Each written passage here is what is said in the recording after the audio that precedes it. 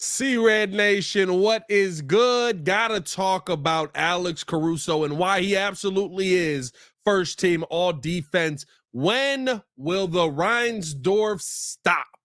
When? And I'm not even limiting this one to Jerry. And then are we rebuilding, retooling, or running it back? What are we closer to heading into next season? All that more in today's episode of Locked On Bulls. Ladies and gentlemen, let's go. You are Locked On Bulls, your daily podcast on the Chicago Bulls, part of the Locked On Podcast Network, your team every day.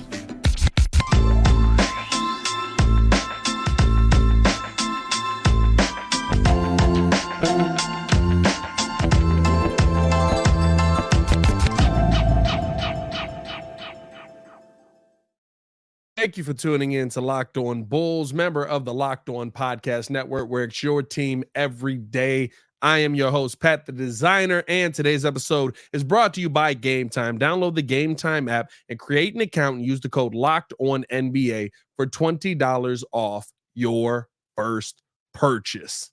All right, guys. So listen, it is an insane thing that we are sitting here lobbying for Alex Caruso to get first team all defense. And I mean, listen, I think there's a pretty good chance that he's going to end up making the all defensive team no matter what. I mean, he has been phenomenal this season, and the Bulls PR team absolutely getting things underway as they shoot the graphics out today over on Twitter. Don't know if you guys saw this, but just looking at the season that Alex Caruso has had, there's no way that you can sit here and talk about him as anything but an all defense monster. I've said this many times, if not one of the best defenders in the NBA, not only just one of the best defenders in the NBA, to me, the best guard defender in the NBA, because he's guarding 1 through 5. He's sitting there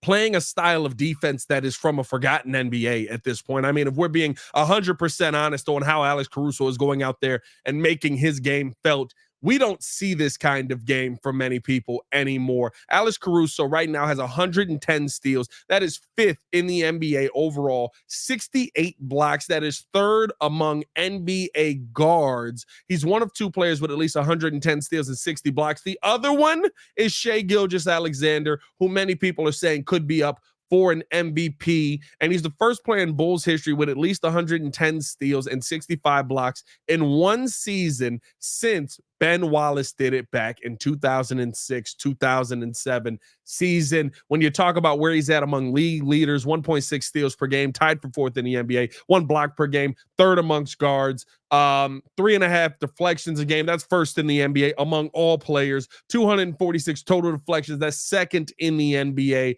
1 loose ball recovered per game, tied for 7th in the NBA. He ranks 10th among all NBA players and 2nd among all guards in defensive field goal percentage at .437 in minimum 10 minutes. I mean, what are you really talking about? And just in case anybody, and those are just the numbers, right? Those are the numbers that you kind of want to look at. But just in case there's ever any doubt, whenever you're talking about a player at any point in the NBA, and you have to mention a stat that includes Michael Jordan or Scottie Pippen, and my God, on the defensive end, we're not even having this conversation anymore. The vote should already be in. You should be done. He recorded 1 block a game in a career best 17 straight games, 3rd longest streak in the team history. That was by any guard or forward. The only 2 who had done that before, Michael Jordan and Tyrese Thomas. He also joined Michael Jordan and Scottie Pippen as the only players in Bulls history to reach 275 steals, 125 blocks through 175 career games with the team. Now, these stats are as of yesterday, and we'll see kind of where he finishes off this season. But when you start running off Michael Jordan's stats, when you start putting Michael Jordan stats on the board, you know why this guy needs to be there. And it goes without saying, Caruso not only, listen, those are the numbers that support Alex Caruso being the all defensive player, right? The guy who everybody knows he can be, the guy who everybody talks about him being every time he steps on a basketball court. But then you talk about the impact outside of that. You talk about the guy who is willing to do anything on the court, the vocal leader that has evolved that Alex Caruso has evolved into. When you talk about the kind of player that just is willing to do anything to go out there and try and get a win. And yes, it has not brooded enough wins this season. It has not done enough for you in the win column, but that is not on Alex Caruso. We would be so lucky to have 5 Alex Carusos on the floor because, my God, they wouldn't score a heck of a lot of points, but they would sit there and they would give you everything that they had night in and night out, and that would get you some wins that the Bulls just haven't gotten this season. And I'll go one further on you, right? Being able to improve his offensive game while still maintaining these stats. Alex Caruso having one of his best offensive seasons this year. When you talk about a guy improving his 3-point percentage, I should say, the way that AC has this year. When you talk about a guy improving his scoring the way that AC has this year. Listen, it's only 10 points a game, but shooting at 40% from the 3-point line, something the Bulls desperately need, and shooting 46% from the field, his career best right now. You're talking about a guy who's increased his game on the offensive side and can add in defensively. What more can you ask for from this guy? To me, he's the ultimate role player. He's one of the best defenders. I think you could almost go on record and say of the 2000s, I don't know. I don't want to go back too far into NBA history, but when you're talking about guys that can transcend just about every era, this is the kind of players you look at. Yeah, is he a great scorer? I'm not going to sit here and tell you he's going to be out there knocking down 30-point games every night. Nobody would sit here and tell you that. But can I see this guy in the 2000s, in the 90s, in the 80s? Absolutely. And this is a dying art. This is a dying art that we just don't see from people anymore. And the fact that we're seeing it from AC on a night in and night out basis, the fact that we're seeing him be able to go out there and continue to be a leader of this defense, be a guy who not only is able to go out there and play at this high level, but sacrifices his body, has a willingness to put it all on the line for the team. That needs to be rewarded. And to me, you would be hard pressed to find another guard who is a better defender than Alex Caruso. Excuse me. I would challenge you one further to say you would be hard pressed to find a better big man who, with the same guarding up against the same kind of guys, because we know Billy Donovan's throwing AC out there against 4s and 5s, right? We know what Billy Donovan's doing. AC's played center, he's played power forward, he's played small forward, point guard, shooting guard. He's played everything. And so you would be hard pressed to me to go out there and find a guy in this NBA, big or small, that can guard the positions the way he does. And I mean AC guarding some of these power forwards and centers in the league the way he has versus how some of these centers and power forwards have guarded the centers and power forwards the way that they have. There are very few players that play this level of defense, this style of defense, and this is to be rewarded. And to me, you have to reward this with an all defensive run. Let me know how you guys feel in the comments below, man. If you haven't done so, hit that like button, subscribe to the page, drop a C-Red in the comments as well. And if you haven't done so, here's the one thing we got to say. If you haven't done this, please hit that subscribe button. We see all of you guys watching, a ton of you guys tuning in, and maybe you just haven't had a chance to hit that subscribe button. We're trying to get this channel over 10,000 subscribers. We would love for you guys to jump on board and help us out with that. Me and Hayes have been doing a lot for this channel, trying to grow it, trying to keep it moving in the right direction. And on the podcast side, we know that you here. If you're on the podcast side, come over to the YouTube side, press subscribe, and go back to the podcast side if that's where you're more comfortable at. But we're just trying to get this thing up over 10K. So appreciate you guys for tuning in and showing love. Coming up, we have to talk about when will Reindorf stop? And my God, I can't even limit this. I can't even limit it to just Jerry at this point. I just can't. We got to talk about that coming up next. But first, we do have to tell you guys all about BetterHelp. Listen, you guys know me and Hayes, big proponents of getting some help, getting some therapy, especially if you are dealing with those conversations you just don't want to have, right? Of course, we're having the basketball conversation. We're talking about sports. We're having a good time. But sometimes there are those things that you just don't want to talk to anybody in your family that's close to you about. And you need somebody who's going to be a little bit unbiased. Sometimes we need that opportunity to get things off our chest, big or small. So today, I want to tell you how I really feel about this thing called BetterHelp. My thing, when you're talking about therapy for everyone, it needs to be flexible. It needs to be something where people feel comfortable. It needs to be something that fits your schedule. And that is exactly what BetterHelp is able to come out and do. When you talk about BetterHelp, they have an online questionnaire that fits you. The timing fits you. It's all about you. Visit BetterHelp.com/LockedOnNBA to get 10% off your first month. That's BetterHelp, HELP.com/LockedOnNBA to get help right now.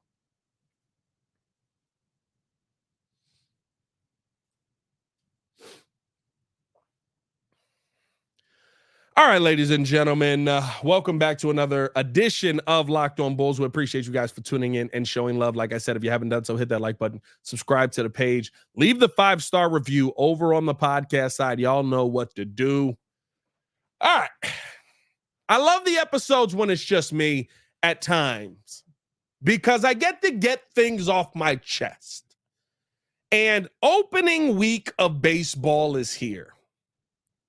The opening week of baseball is here. Now, Pat, what does that have to do with the Chicago Bulls? Let me tell you. No ad on there, not showing you guys anything, but delicious. Had to take a swig to prepare for this. When will the Reindorf stop?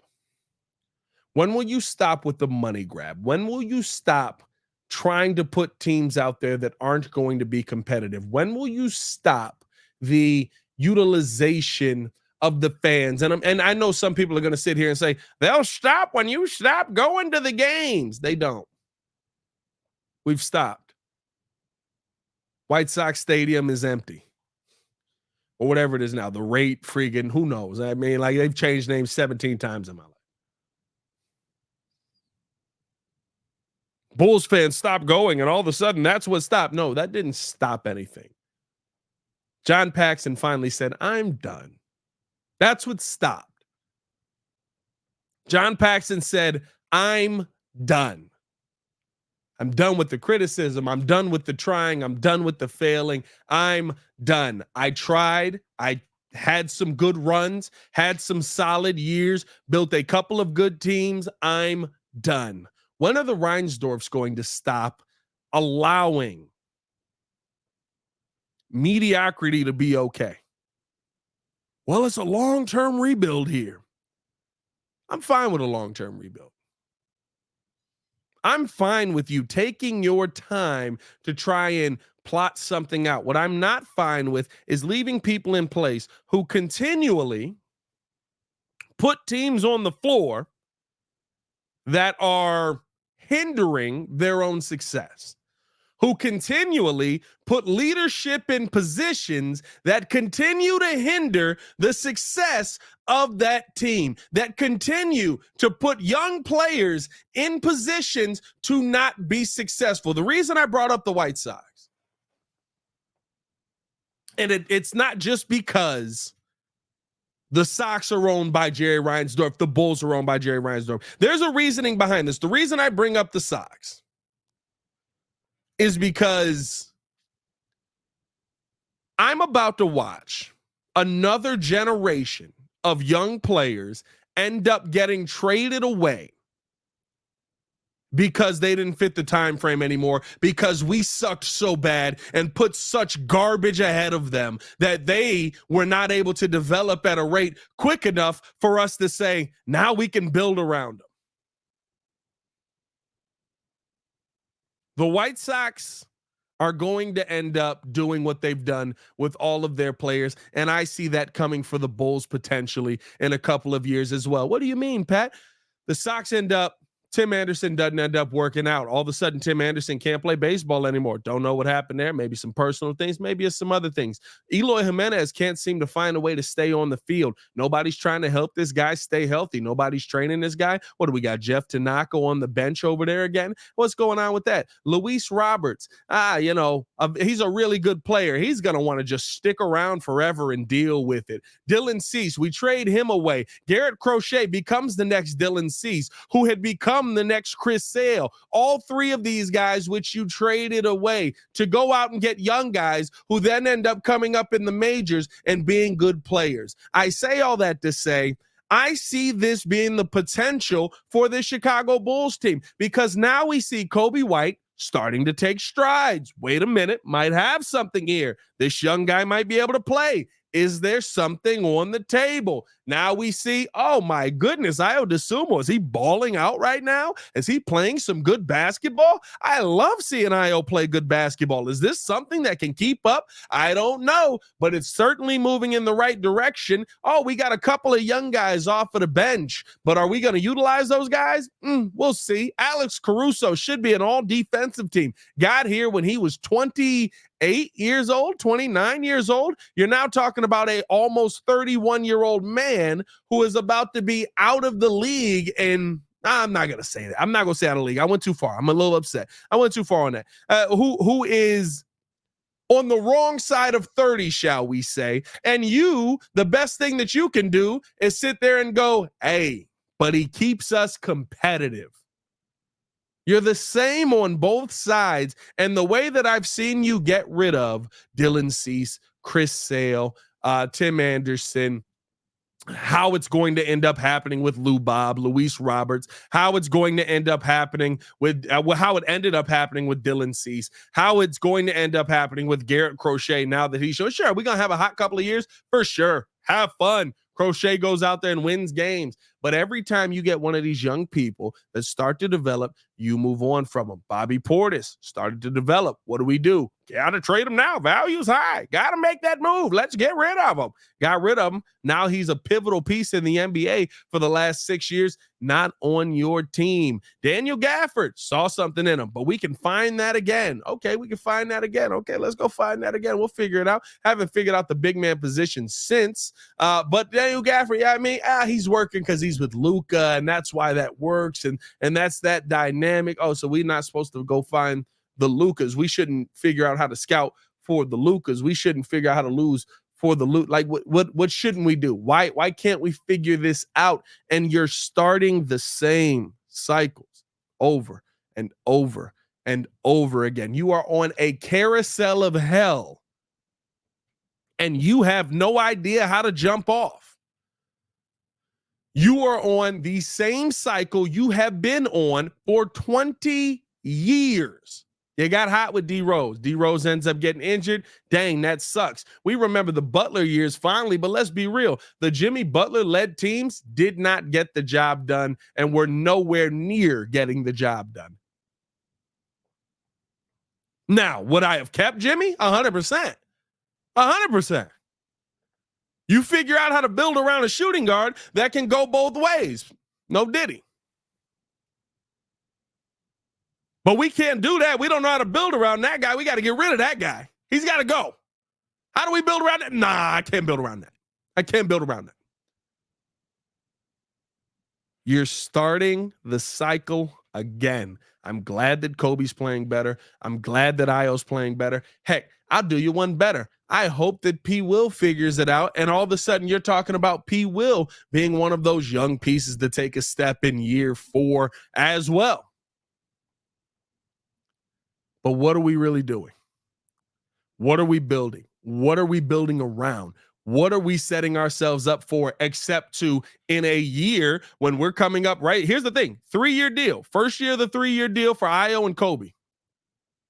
Next year is year 2 of the 3-year deal for Ayo and Kobe. You know what conversations start next year? We have to extend them after year 3. Do we extend them or do we finally blow this up and move on? I see the writing on the wall. Do the Reinsdorfs. And I believe they're just content with this because guess what? Pockets are fatter.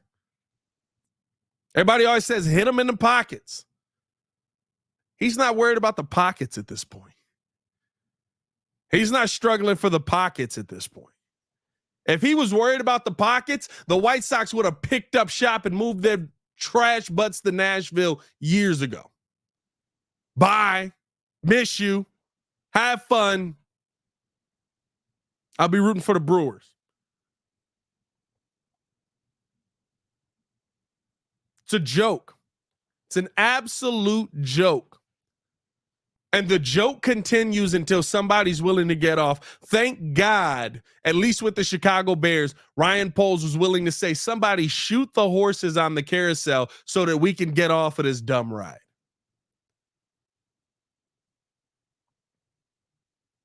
We're going to finish it out talking about what the Bulls are going to be doing coming into next season, rebuilding, retooling, or running it back. But before we do have to tell you guys all about Gametime. Gametime is the easiest place to go out there and get your tickets now. We'll talk about that coming up next. Ladies and gentlemen, Gametime is the place for you to go buy your last minute deals, flash deals, zone deals, all in pricing, seat views, lowest ticket prices guaranteed, and getting that coverage all with Gametime. I'm talking about saving up to 60% off buying last minute on sports, concerts, comedy, theater, and more. I mean, the seat view is what it's all about because you've seen some of these college stadiums out here. You can get a panoramic view from your seat in the app before you buy. The lowest ticket prices are guaranteed on Gametime, or they will credit you 110% of the difference. The seat view, or I'm sorry, the all-in pricing as well gives you the option to not be sitting here going, oh, well, you know, I know that this is the price. Here we go. I got these tickets for $80. And then you get to the end and every ticket's $145. And you're like, what is this fee? Breathing fee. The breathing fee, you toggle the all-in pricing on. You see the total up front with no surprise fees at the checkout. All you got to do now to take the guesswork out of buying tickets with Gametime is download the Gametime app, create an account, and use the code LOCKEDONNBA for $20 off your first purchase. That is Locked On NBA for $20 off your first purchase. Terms and conditions do apply. Again, create an account and redeem the code Locked On NBA, LOCKEDON NBA for $20 off. Download the Gametime app today. Last minute tickets, lowest prices guaranteed.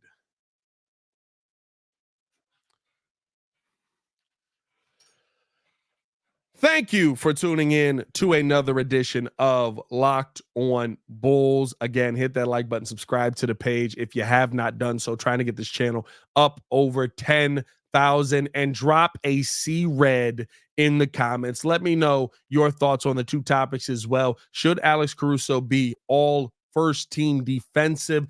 And when will the Reindorf stop? I'm going to leave that question open. I'm not even going to finish it out. When will the Reindorf stop? Final topic on today's episode: rebuild, retool, or run it back. What is most likely the outcome that we will see the Chicago Bulls end up having next season? And when I look at the three options, to me, retool is the option that I think the Bulls will most likely take. Now, run it back seems to be the option that most people feel like because of everything that AK has done, but I don't think contractually they'll be allowed to do that. And I think at this point, you really need to see what you have with these young guys. You're also coming up in a year where that 2025 first round pick is top 10 protected. So guess what? I say you retool. I think this is the most logical situation. Retool does not mean blow it up. Retool does not mean not try to be competitive. We're still in line with AK's thought process. My God, I wish I could just not be, but we're still in line here with AK's. Hey, it's competitive, baby. This continuity's fine. Continuity's fine. Everything's on fire. It's fine. We're good in here. What's DeMar got going on? Oh, DeMar's burning in there. Yep. This is fine. This is fine. Yeah, a cup of coffee, house burning around him. Yeah, I'm saying that. But to me, retooling gives you the opportunity to say, I want to see what these young guys can do without the safety nets in place, without the what is it called when it's the governors in place, right? Not the Chicago or not the Illinois governors here. We don't want to do that. Although I think Blagojevich got off, right? Didn't he get off of like all those charges? That's crazy work out there. But anyway, you're now saying, Kobe, it's your team. Io, it's your team. You two figure out how to run this team. You two figure out how you're going to be the number ones. You signed up with Vooch. You're locked into Vooch. I love DeMar. I think that DeMar is a great piece here. You cannot do this again with DeMar. Nothing will ever change with this team if you do this again with DeMar. Will they be competitive again? Sure. Will they win 38 to 40 games? Sure. But there's no way that you're going to see any change in the pieces that you hope to see change in. How does Patrick Williams develop if he can't finally become the third option on this team? Or if he's not the third option, where do you see Julian Phillips fitting into the rotation if the Bulls are going with the same lineup that they've gone with? Where do you see, and it's not just DeMar, I think you let a lot of these guys go. I would sit there and say, you're going to let go of some really fun names to watch. Really fun name. But if I'm looking at this team right now, AC's maybe the one I keep. Everybody else is up for grabs. And I'm talking about your veteran pieces. If somebody wants to trade for Vooch, done. Somebody wants to go out there and get DeMar, maybe we could work out a sign and trade, done. If somebody wants to go out there and you're going to have a tough time re-signing Andre Drummond anyway because you just don't have enough money, done. Let me go get Adama Sinago up here. Let me see what Unaral Batim has. Let me see what Dalen Terry can really do off of the bench as one of your focal pieces off of the bench. Let me see what Julian Phillips can do running beside Dalen Terry. Let me see what these guys can do. We still don't know what they can do without the other guys around them sitting there going, let me hold you closely and love you. And it's not to say I don't sit there and enjoy watching DeMar's game. I think that DeMar is a phenomenal player. I think he's the Stephen Curry of the mid-range. But at this point with your team, what does that get you? You can't break 40 wins. You can't figure out how to break 40 wins. So what's the conversation we're having here? I know people are going to be upset by letting these guys go. Well, what are you going to do? Are you just not going to be competitive? No, you're going to try and be competitive. You're going to try and win every game. But if they're not good enough to do it, you know what you get? A top 10 protected pick that you don't have to send to the San Antonio Spurs. And guess what? If they are good enough, does it suck that the Spurs have your pick? Sure. But at least you know you got young guys that are good enough. At least you know you've got talent on your team that is good enough. That's what we want to see. Talent on your team that is good enough. The answers at least being a part of your team. And so I fully believe that the best option for the Chicago Bulls heading into next season is the retool option. And unfortunately, the tools that I think you move on from are the old heads on the team. Let me know your thoughts. Let me know in the comments below. How do you feel? What should the Chicago Bulls do? That's been another edition of Locked On Bulls. Appreciate you guys for tuning in and showing love. Hit that like button. Subscribe to the page. You can follow me on everything at Pat the Designer. You can follow us both on everything at Locked On Bulls. Appreciate you guys for showing love. And again, trying to cross that 10K mark. Help us get to that 10K mark, man. As always, man, you guys stay safe out there. One love. See red. We love you guys. Let's figure it out one way or the other. Peace.